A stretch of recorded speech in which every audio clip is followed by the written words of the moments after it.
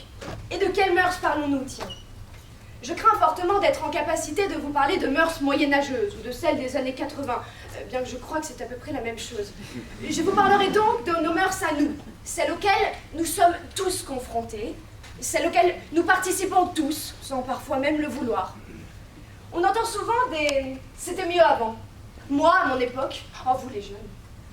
Mais cessons ces discours de déclinistes qui ne mènent à rien. Elle est très bien, notre époque. Elle a permis des choses prodigieuses. Par exemple, de nos jours, l'activité familiale par excellence, c'est de rendre visite à des animaux sauvages enfermés dans des enclos de 8 mètres carrés.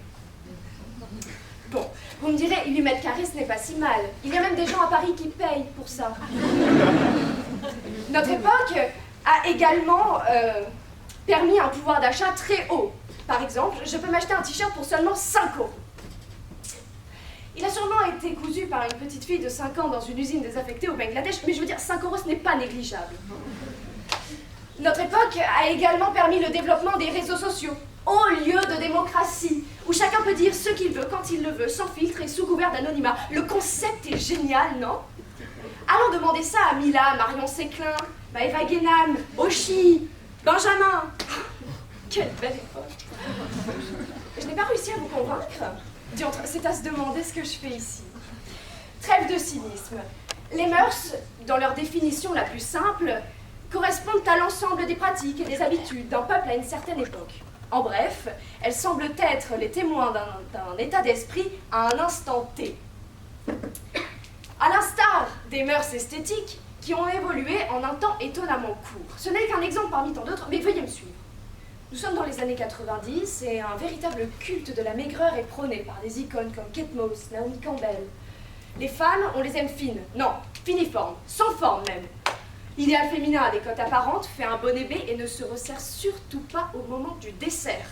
Les jeunes filles font des régimes, sont obsédées par l'espace entre leurs cuisses et dire à l'une d'entre elles qu'elle a des grosses fesses est la pire des injures.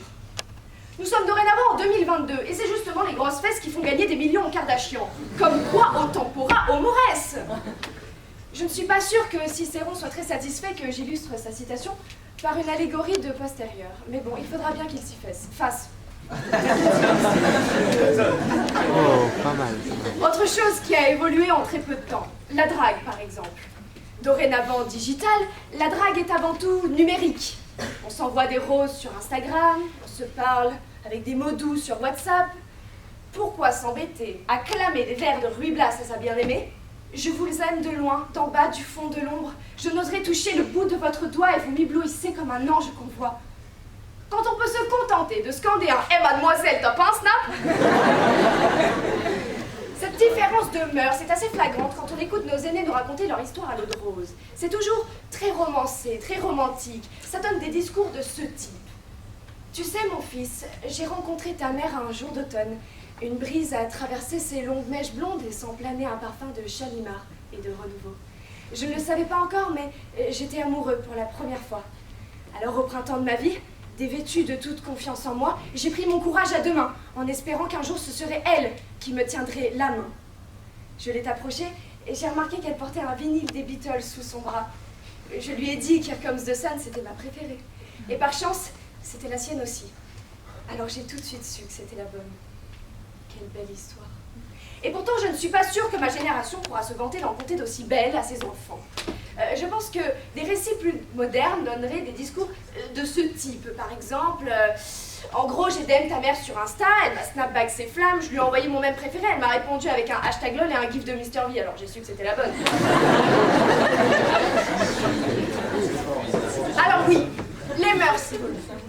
Les temps changent, les gens changent, mais moi, je m'ennuie vite, j'aime le changement. Nos mœurs évoluent et il faut s'y faire. Devenir les esclaves martyrisés du temps, écrivait Baudelaire. Quelle horreur! Notre rôle en tant qu'humanité, c'est d'évoluer au même rythme qu'elle. Un pas en avant, très bien, nous suivrons le pas. Et si ce dernier est à la valse, eh bien nous apprendrons à valser, tout en sachant qu'il pourrait bientôt passer à la guerre tectonique. Ouais. Oui, bah ça a fait partie de nos mœurs aussi, il faut l'accepter.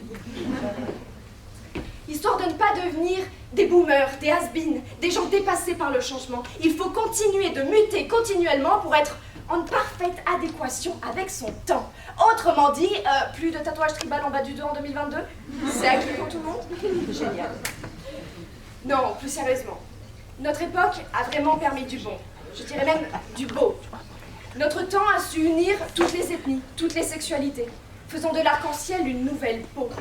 Elle aspire à faire de la différence une force, de l'altérité une vertu, de la haine un gros mot. Notre temps a vu naître des apôtres du renouveau, des génies, des moteurs d'une ère nouvelle. Je vous parle de gens si éveillés qu'on ne pourrait plus les qualifier de lumière, mais de phosphorescents. Notre ère a malheureusement aussi été celle du Covid, ce grand méchant qui a cruellement séparé les corps, mais jamais les cœurs. Unis dans la solitude. Ça paraîtrait presque oxymorique, mais c'est pourtant très vrai. C'est une expérience qui nous a ouvert les yeux sur nos mœurs, parfois préjudiciables d'ailleurs. Mais finalement, j'aime à croire qu'on s'est éloigné pour mieux s'embrasser une fois déconfinés. Un virus, comme une leçon d'humilité. Nous avons compris que ce qui est important n'est pas ce qui se trouve dans notre assiette, mais bien qui est assis autour de la table. On a également pris conscience des vrais héros de notre époque.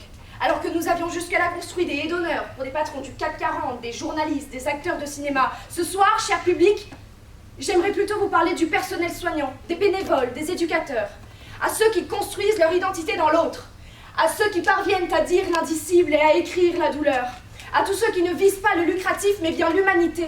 Les vrais héros, c'est vous. Alors finalement, je crois que je suis assez fière de mon époque. Merci.